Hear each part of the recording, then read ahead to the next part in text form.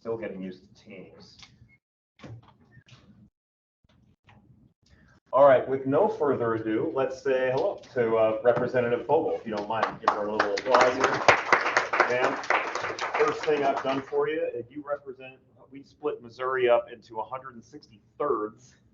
Split up into 163rd. Springfield has 6 of those? Yeah, 5, 6. Anyways, this is you. Would you like to introduce us to your district momentarily? Yes, hey everybody, I'm Betsy. You're looking at a picture of House District 135, which I represented the last 3 years up in the state capital of, who knows where our state capital is? Jefferson City. So this map might not mean a lot to you, but to kind of orient you, here's National. So this is Mercy Hospital right here, the intersection of Sunshine and National. So I have everything that falls to the north, east, to the city limit, both directions. And then I carve in Bubster Park, if you know where that is, and about half of Missouri State's campus. So we go through what's known as a redistricting process here in Missouri every 10 years, where our House districts look a little bit different. So this is only my first year of representing a district that looks exactly like this, but I represented a bulk of it my first 2 years in Jefferson City as well. So you guys here at OTC are right across the street from my House district. About to say, we're just on the other side of National. I'm your state representative, and hopefully you know that, because hopefully I've knocked your door. But if not, nice to meet you guys. I'm looking forward to spending the next 45 minutes with you. All right, ma'am, can you take a little time? Why are you doing this? Why are you in office? How'd you come to be where you are now? And also, very importantly, what's your day-to-day like? Yeah. So I was born and raised here in Springfield. I grew up about 2 blocks from Missouri State. Went to Missouri State for my undergraduate degree, and then went down to the University of Arkansas to get a master's, both in the fields of sociology. Have any of you taken a sociology class? Know what that is?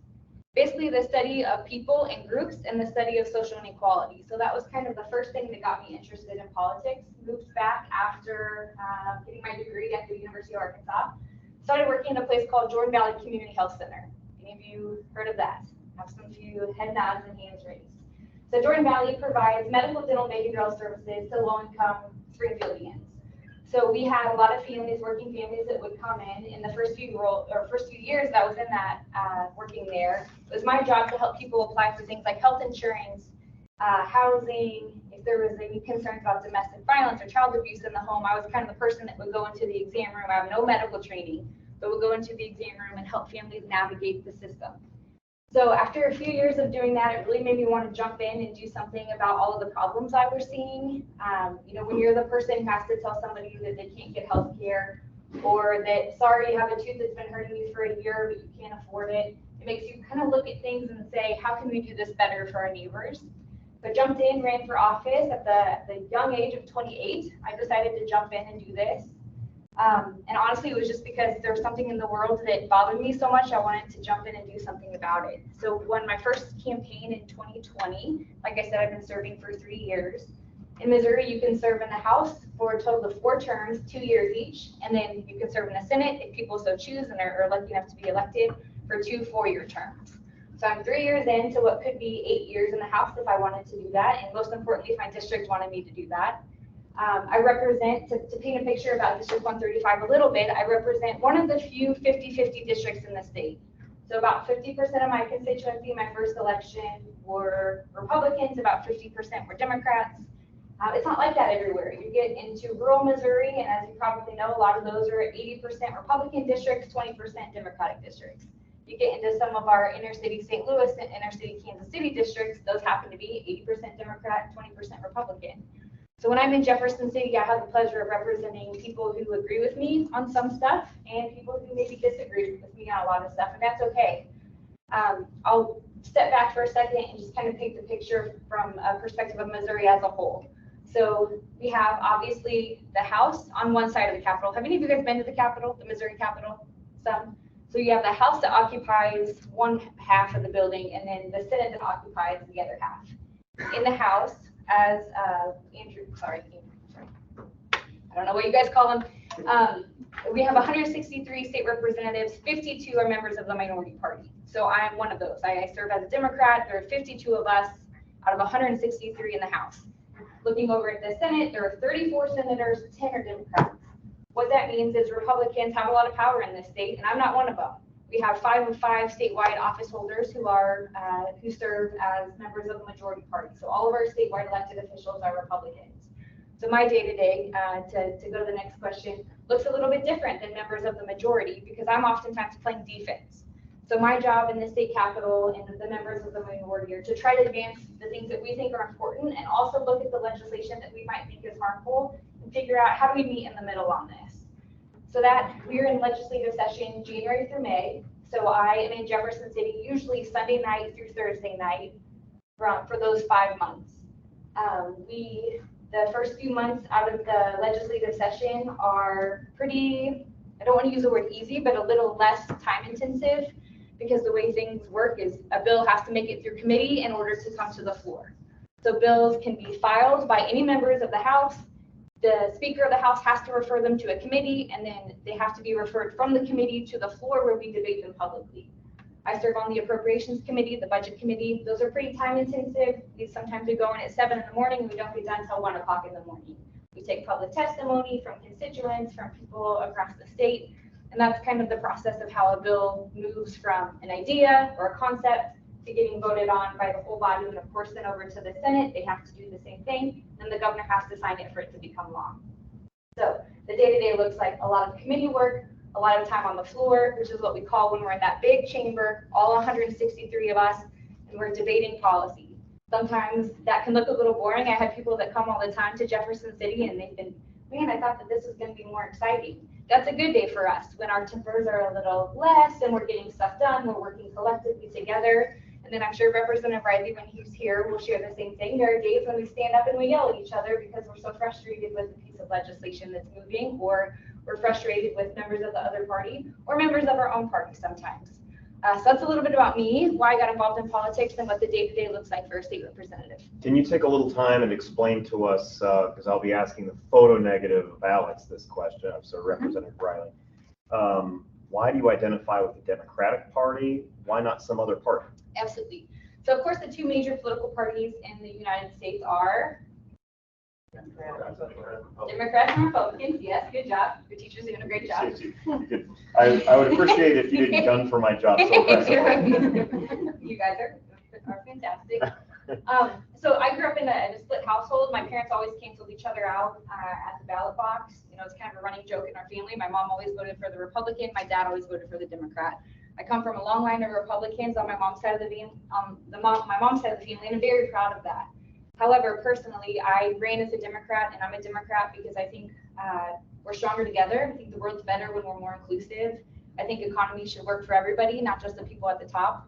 I think we should make sure that we have strong public infrastructure, good roads, good bridges, good public schools. I think people who are struggling should have access to affordable health care, and those things just align a little bit more with the Democratic Party.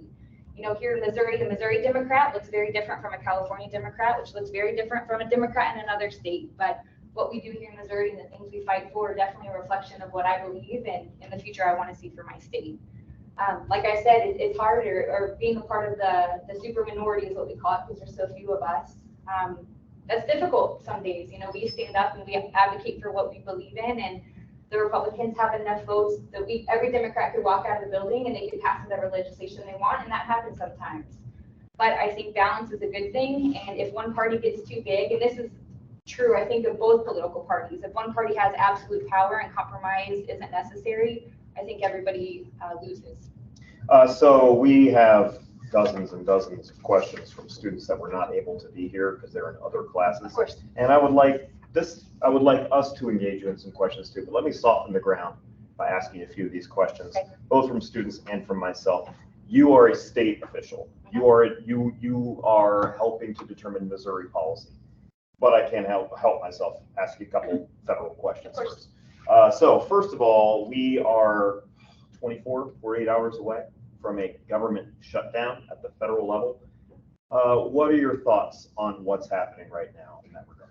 Yeah, it's a great question. So, you know, I'll preface this by saying I don't serve at the federal level. I focus my efforts on what's happening here in Missouri. So I'm a bit removed from the conversations, of course, that are happening in Washington, D.C.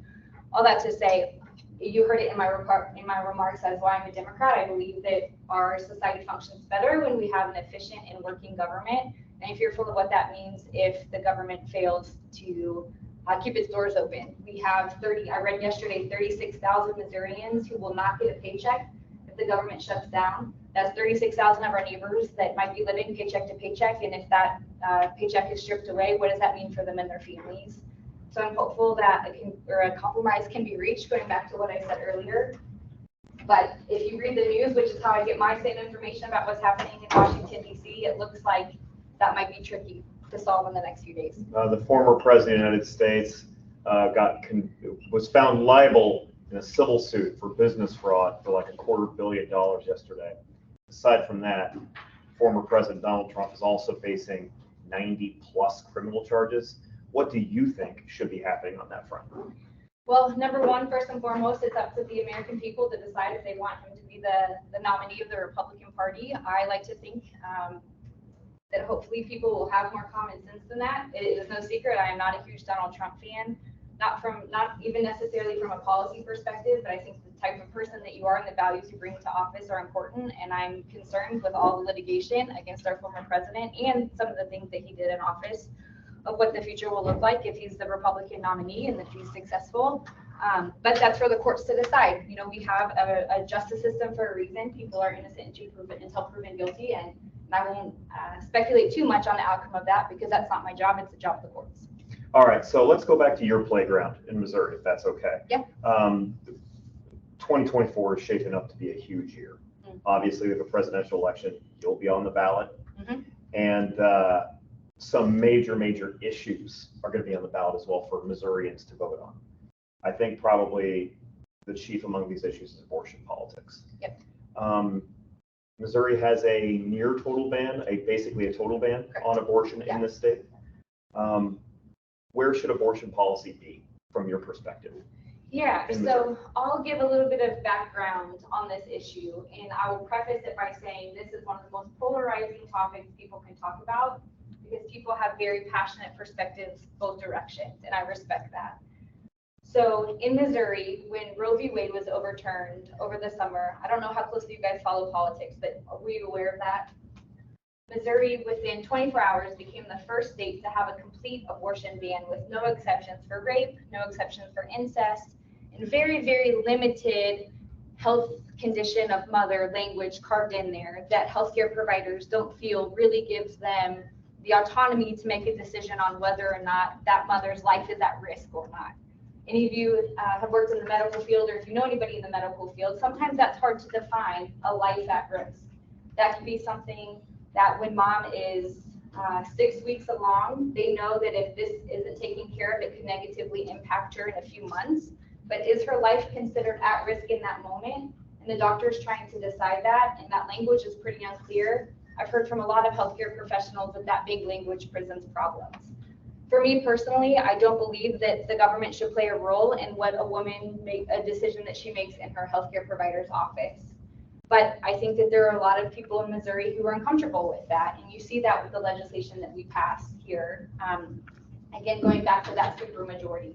There are exceptions to this, and there are people that fall in the middle, but in large part, at least here in Missouri, people who are Republicans tend to consider themselves pro-life, and people that are Democrats tend to consider themselves pro-choice. Again, there are exceptions to that in the middle.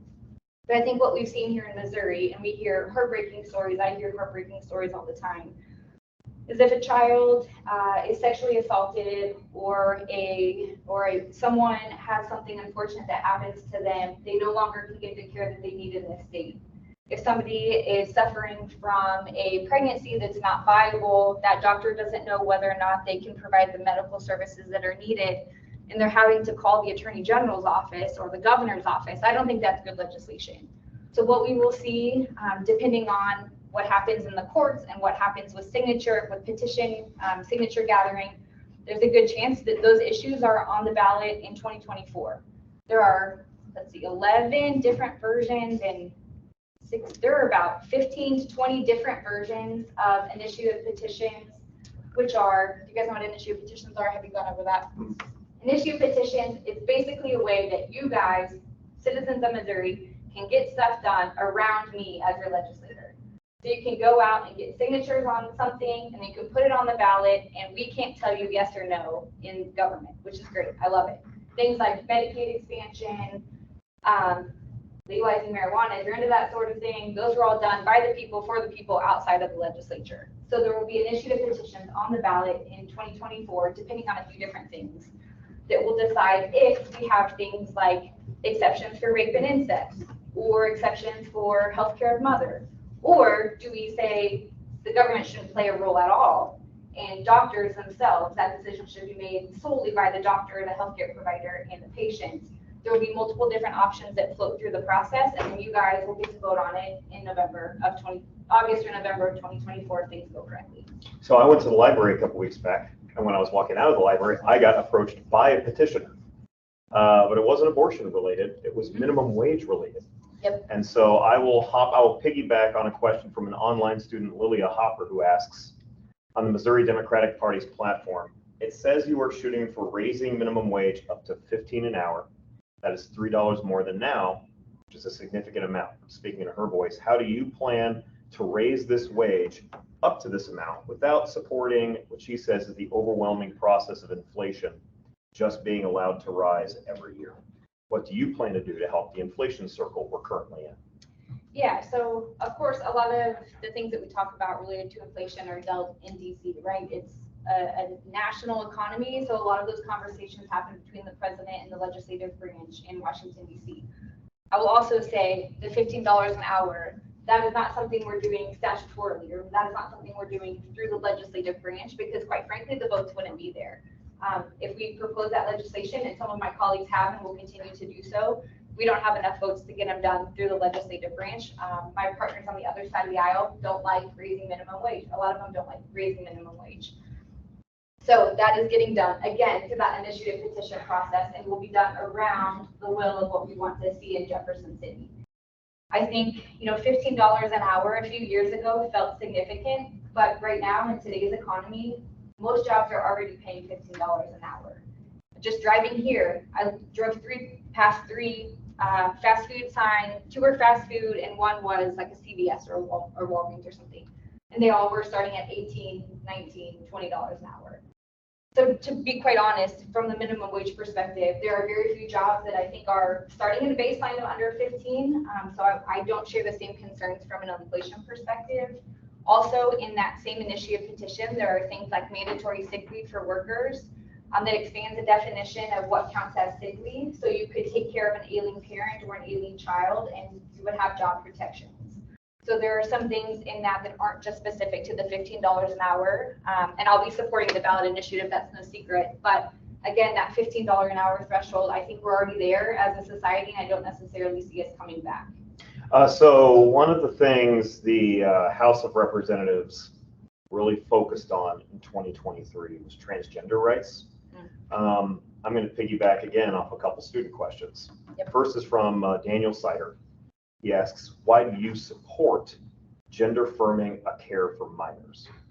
Yeah, so there are no major medical communities that have provided evidence to support the gender affirming care. Do you guys know what that means, gender affirming care? So do you know what it means to be transgender? I'm seeing all yeses. So gender affirming care basically means that doctors and healthcare providers can provide care to that individual that affirms the gender that they identify with, rather than affirming their gender that they were assigned at birth. Those two things can be different for some people. If you've never met someone who identifies as transgender, I encourage you to seek out that conversation, because I've learned a lot about what it means.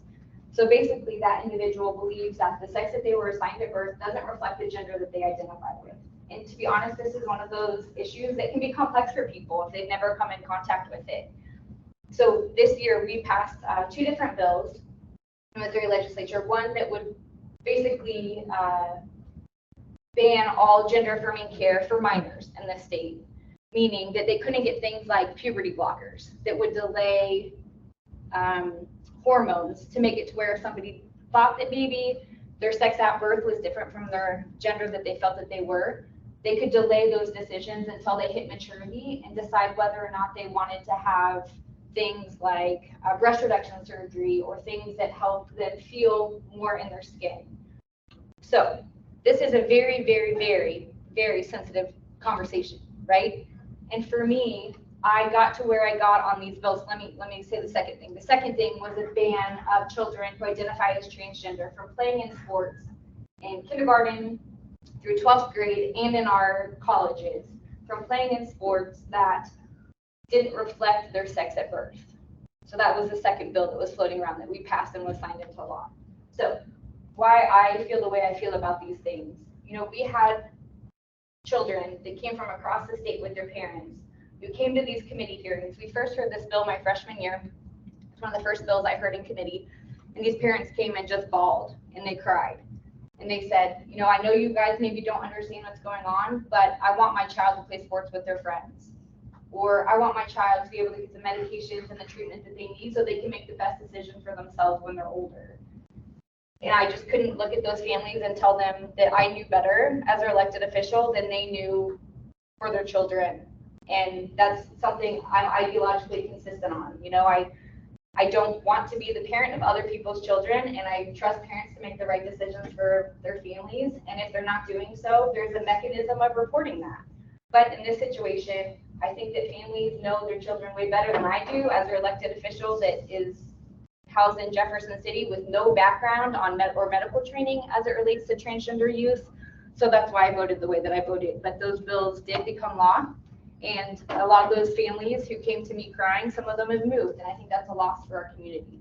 And on top of that, one of the other issues that transgender issues that the House chose to spend time on this past year was transgender athletes. Mm-hmm. And so Cowda Frank, a student in another class, did ask, why did you vote, ma'am, against requiring transgender student athletes to play against those of their biological sex? He says, studies have shown that transgender women are outliers in women's sports and generally hold an athletic advantage over biological women. Yeah, again, I think I already answered this question. So we had less than 10 students who were playing in our public schools who identified as transgender, who were participating in athletics. There was already a process that our governing body of high school athletics went through to make sure that things like equity and fairness were taken into consideration. And again, I will say, it is very hard, nor would I ever want to sit in a room with these children who are coming to you, begging you to just let them be like everybody else, and to tell that family, no, you're different. You don't deserve the same things your friends get. And that I will never use my power. I can't think of a situation where I would use my power to make it more difficult for a kid to fit in at school with their friends, regardless of how you feel about the issue, regardless of if you believe that children identify as transgender or not. I would put anyone up against families who are in the Capitol advocating for their children year after year, and to walk away from that not changed. I couldn't do it, and I will never do it. So we have a student that wanted to ask about one of the, her name's Eden Burton. She wanted to ask about one of the bills you sponsored. She says, do you think there's a limit? The question's, I'll read the question and then just go the direction you choose to go. She says, do you think there's a limit to the number of days a student should miss because of mental health reasons? Absolutely. So, or they're referring to a bill that I filed that would make it to where our public schools excuse mental health the same way that we excuse physical health. So, when I was growing up, if I had the flu, I could call in, my parents could call into the school, and it would be an excused absence. It wouldn't count against you on certain things like scholarships, or you wouldn't get in trouble, or etc. Each school has a slightly different policy. I think as society changes and we recognize the importance that mental health plays, we should be viewing that the same way that we view physical health. Just because there's something wrong or that needs help in my mind, that's no different than if there's something, if I have the flu, if I have any other sort of physical ailment. And I think as a society, we're moving much more towards having that integrated holistic model of health, to where if you're suffering from depression, if you're bipolar, any of those things, those could also be a valid reason that you couldn't go to school that day. And I think that there's a real stigma associated with talking about mental health. I know, again, when I was growing up, we had school nurses in schools, but we didn't necessarily have therapists in schools, right? If I was feeling sick to my stomach, I could go see a school nurse. But there are children in Springfield, across the state, all over, who have severe severe mental health diagnoses, and they need to be able to make sure that those are taken care of. My bill is an attempt to make sure that we're honoring that, and that families, again, if their child wakes up, if they know their child is struggling with anxiety or depression, that they can advocate for their child and keep them home and do what's best for their kid without fear of losing out on those opportunities. Again, it would follow the exact same protocol that you do when it's any other sort of sickness, right? A parent can't call in and say their kid has the stomach flu for a month and that child not show up to school without the attendance officer doing a little bit of research, right? So I don't think that there's any concern about it being taken advantage of, but I think until we as a society value those two things the same way, physical health and mental health, we're going to continue to see that stigma wrapped around it. And when you look at pediatric suicide rates for men in our country are very high. I think that we need to talk about those things more. Related to mental health, I got a question from Carrick Ray, who says, you voted yes to loan forgiveness to police officers that take required training, but not to people that work in the mental health profession. Carrick asks, why would you not invest in mental health professionals? Why not invest in ones that work with police officers when responding to mental health situations? He, just to keep adding on the question he asks, wouldn't it be better to send someone trained in mental health to deal with a neurodivergent student instead of a police officer with little to no training? Yeah, absolutely. I think if you look at my voting record and if you look at the things I prioritize, at the top of the list is access to healthcare, including mental health. So to be honest, I'm not sure exactly what bill that student is referring to. I will preface this by saying sometimes in Jefferson City, it's an all or nothing game, right? I don't get to decide what bills we vote on. I'm a member of the minority party. I can work really hard behind the scenes to try to get stuff done to make a bill better or to make a bill less bad. But when it comes to what I'm voting on, what bills move through committee, that's completely up to the majority party. So just because I maybe vote yes on something, that doesn't mean that I don't think that there's also more important things or things that could go alongside that. And I've been very vocal in my first 3 years in office and in the 2 years of that campaign before that we need to look at what we're expecting our law enforcement officials to do. I support our law enforcement officials, and again, my track record will show that. I voted for pay raises, for benefits, etc., because I think they play a very, very important role in keeping our community safe. But we ask them to do unfair things when we send them into a home where the main concern is domestic violence, or when the main concern is poverty, or when the main concern is substance use or mental illness. Those police officers are ill-equipped to provide that care, and they will tell you that. That is not their role, and we need to invest in social workers, mental health therapists. I was a big advocate for our Rural Behavioral Crisis Center, where police officers, if they came across somebody who was having a substance use episode or a mental health episode, instead of the police officer not knowing what to do, they have a safe place to take that person, and that person can get immediate treatment.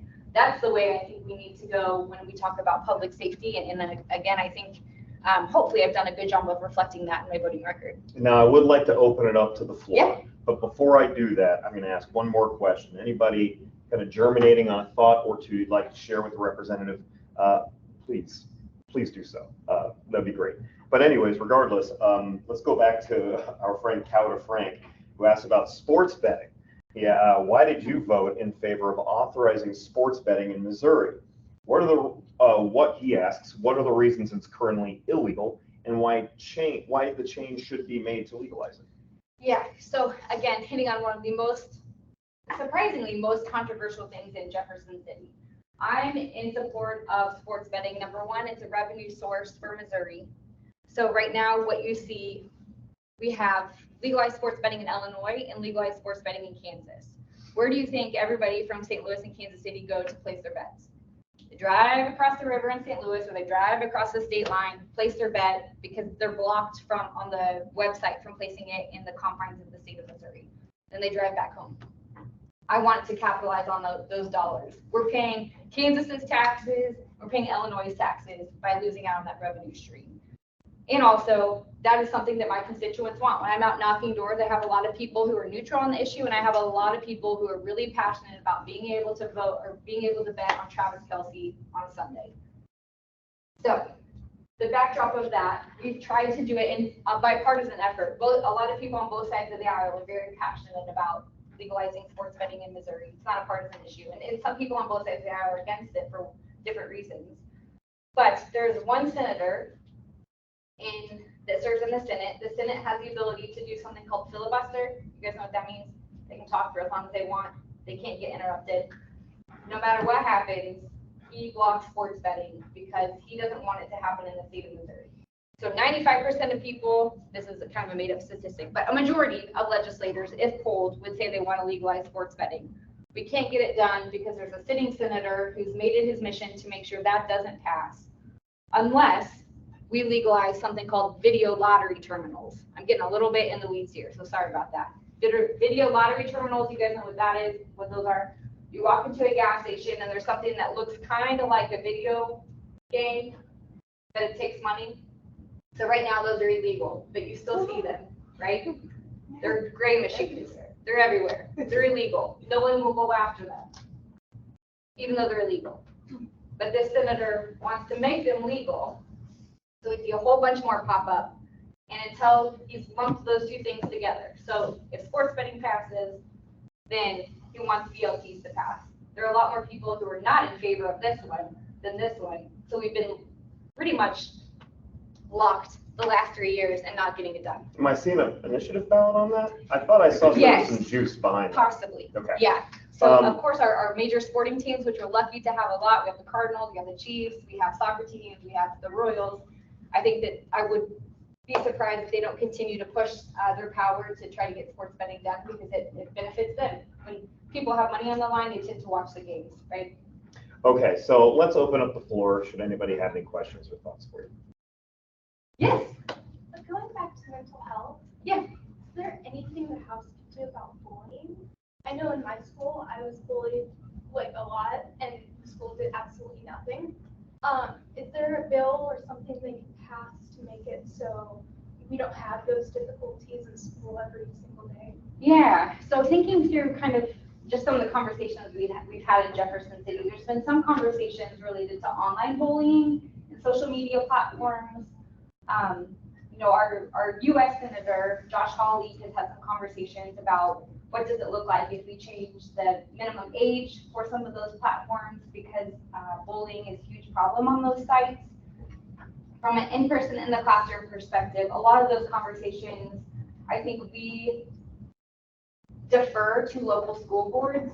I believe the closer you are to a person, the closer you are to a problem, the better decisions you can make. So I think we look at, or I tend to look at it more from a how do we provide support to those schools? Does that look like increased funding, more mental health counselors?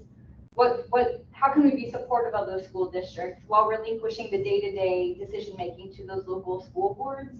However, if anybody has any ideas on legislation that might make a difference on that, I think that it's huge, especially, I mentioned this earlier, our rates of pediatric suicide are unfortunately through the roof. My sister's a teacher in a K-12 district in Missouri, and she's lost 3 children to suicide.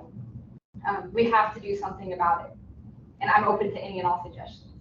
So I have a suggestion. Let's say it's the best way to get a hold of you. Yeah, so if you Google me, if you Google Betsy Fogle, Missouri House, it'll take you to my house page, and you can do things like sign up for my weekly newsletter if you want to know what's going on in Jefferson City. You can email me directly. You can call my office if you have ideas for legislation, if you're interested in interning, if you have any questions about bills that are moving, I can walk you through how to follow that.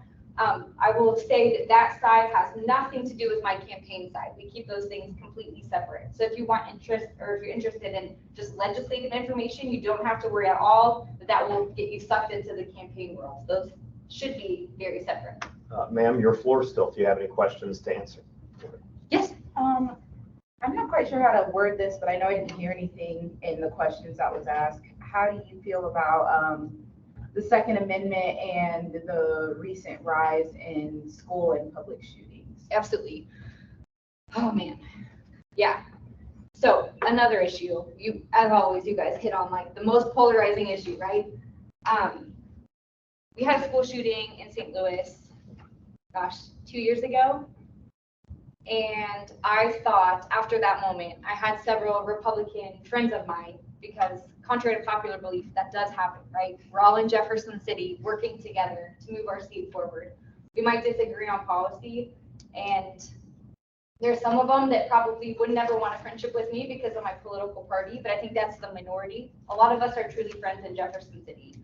Some of them reached out to me and said, Betsy, I'm ready to do something about gun violence prevention. We need to do something. Unfortunately, that didn't pan out, and we didn't make a lot of structural change as it relates to gun violence prevention. We did some things, and I'm happy that we did them, to bolster school security. We provided funds for schools to do things like, make their schools safe, metal detectors, bars on windows, all of those types of things, which play a role. But we also, in my opinion, and this could be unpopular in the room, we need to also have a serious conversation in our country about what are we doing wrong that makes it to where we're one of the only countries that has school shootings. Like the new thing, we've had 64 shootings at high school football games this year. That statistic is a few weeks old. It's probably I'm sorry, more. 64 at 64 high school at football. high school football games. Like we have to do something about that. We have to change the culture. We have to make sure that we're having common sense gun violence prevention conversations. But unfortunately, it's one of those issues that you're here, and there are very few people that are willing to come in the middle. My family, all farms in Berry County, I'll be honest, they have guns down there. They hunt, they fish, that's their way of life. That is not what I'm talking about. I'm talking about watching people carry assault rifles in the middle of streets in downtown urban cores, and there being no repercussion for that. I'm talking about people who their family have cried out, this person shouldn't have a gun. They've been making threats. We know that this is going to happen, but there's nothing in the process that prevents a judge or a police officer from taking that gun.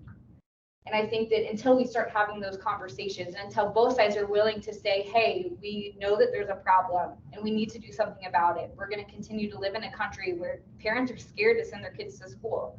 I hear this all the time from my constituents. It's a real fear, and I don't think that we've done near enough. Yeah. The gun violence, do you think that relates a lot to the need to put more importance into mental health? Absolutely. Yeah, I think those two things walk hand in hand. You can't separate those two things out. So in another part of the gun violence prevention conversation that I think gets left out of the narrative, but is really important, is the amount of suicides that happen by guns. And a lot of those people, if we had been able to provide rapid access to mental health services, instead of that individual being able to walk into a store and buy a gun with no waiting period, no background check, nothing, some of those lives could have been saved. And I think, again, that's part of the conversation that you've left out. Yeah. So just curious, with the Democratic Party and the way that healthcare is going, what is the plan for you guys to kind of cap these pharmaceutical companies from basically owning everything and charging like insane prices? Yeah, that's Like, an incredibly they good own question. everything. So again, a lot of those conversations happen at the national level, but here in Missouri, we've done things like I wrote and have Republicans carry a 340B piece of legislation, which is basically saying that pharmaceutical companies that contract with pharmacies, how do I say this in a nice way, that they are held to an expectation that is laid out in their contract, and that they are providing affordable pharmaceuticals to the pharmacies and not screwing them over. Like, I don't know how else to say this, and I know that's not the professional way of saying it, but that's what we see from time to time. And it's becoming more of a widespread problem. So to keep costs lower on the consumer side, we need to do things to ensure that we're not building up these large monopolies that then are raising rates across the board and making prescriptions unaffordable. Something along those same lines that I was really proud that the people did was Medicaid expansion. So some people like the thought of that, some people don't. Personally, working in healthcare, I believe that access to healthcare is the first step in someone being a successful and functioning member of society, right? If you have an undiagnosed, untreated mental health issue, if you have a substance use issue, which I'm sure most of you in this room know and love somebody who does. I know my family is no different. We've had people in my family that have struggled and have needed help from time to time. So Medicaid expansion provided health insurance and pharmaceutical coverage to a lot of Missourians who couldn't afford insurance either, and that fell in this bubble, didn't make enough to qualify for any sort of marketplace exchange, also didn't make enough to qualify for Medicaid prior, But with the expansion of that, we cover about 200,000 more Missourians that now have access to insurance. So I think that was another good step in making it affordable across the board. Allow me to ask you a question from William Drennan from another class about a bill on where homeless people can sleep. He said he did not see you vote on it. He asked, why did you not vote on, he said May 12th, on where homeless people can sleep. Yeah, so I did vote on that bill. And okay, I'm gonna give you guys an in the weeds answer again. So May 12th means we're at the very end of our legislative session. Like we're in the last few days. We had a bill that had a lot of different bills wrapped up in it. We call them omnibus bills, or in the legislature, we call them Christmas tree bills, because you have one bill and then everybody hangs everything on it. So we had this bill that got really big. And at the last minute, this bill that the student is referring to was thrown in there. The bill sponsor, the people who were advocating for the bill, said that they hadn't received any negative feedback, said that they worked with partners who work in the homeless population, and said that this bill was going to be a good bill. The answer to the question of, and I think almost every Democrat voted in support of this very large omnibus bill. And there are some things in there that were really good, and I was proud to vote for.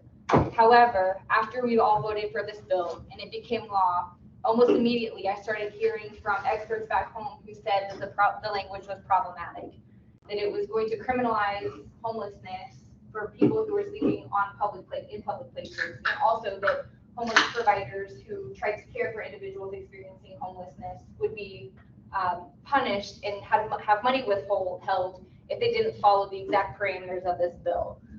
So all of that to say, it is probably, when I look at my time in Jefferson City, one of the things I regret the most is that we didn't slow the process down and vet this portion of the bill more thoroughly. And I think we all learned a lesson that day. But we are passing hundreds of pages of bills, if not thousands of pages every day. And quite frankly, this one slipped through and almost every Democrat voted for it. I will say the Gathering Tree, which is a nonprofit here in Springfield that works with individuals experiencing homelessness, is actually suing over this. And I read in an article this week, I think in the Daily Citizen, that the court is going to take up this case to see if it's legal or not to criminalize homelessness for individuals sleeping in public parks, or public spaces. So we'll see how that turns out. We have a few more minutes for a couple more questions. Yeah. So what is your idea or way to help with it? Like with mental health, anything that deals with like findings and all that? Yeah, absolutely. I think a huge part of it is access to mental health services. Again, a lot of the individuals who have served our country and come back home are experiencing significant levels of trauma, right? And we need to do a better job of recognizing that and providing access to healthcare.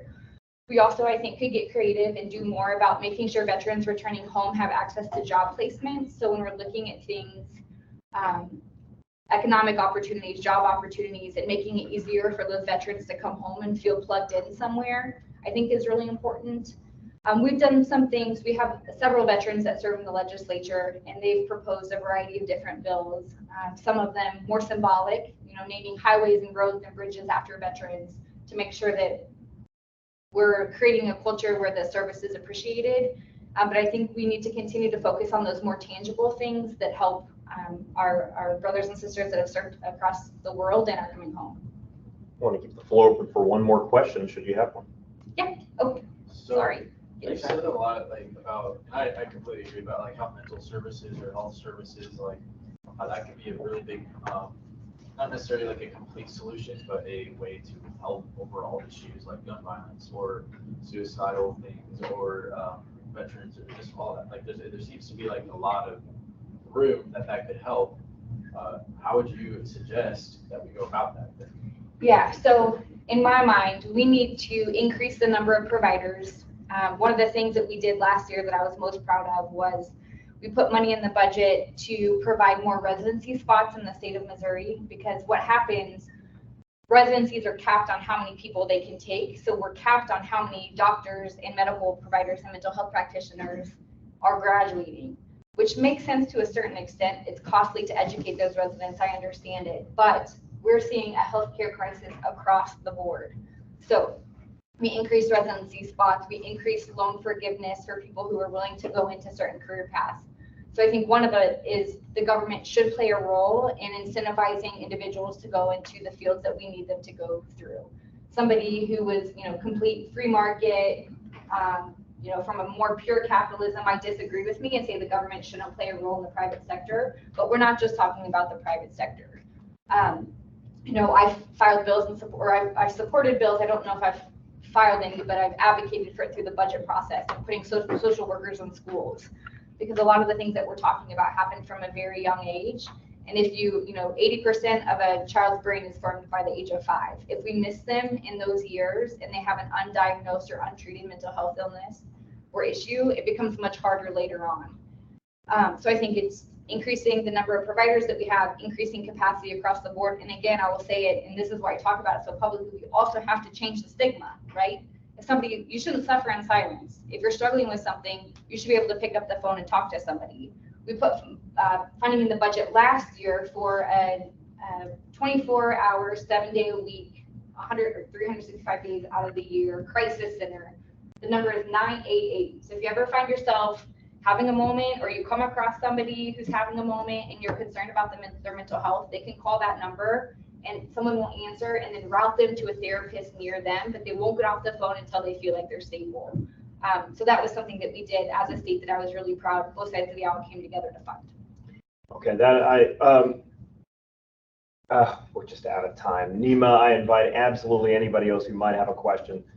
Please, we detailed earlier a way that we could reach out to you. Yes. Please take Again, advantage Betsy of those. Fogle. Yeah. Round of applause. Couldn't have ended on a better note. Thank you so much. Guys, the next time I see you will be Friday. We will talk chapter 9, chapter 10. I'll see you guys then. Thank you so much.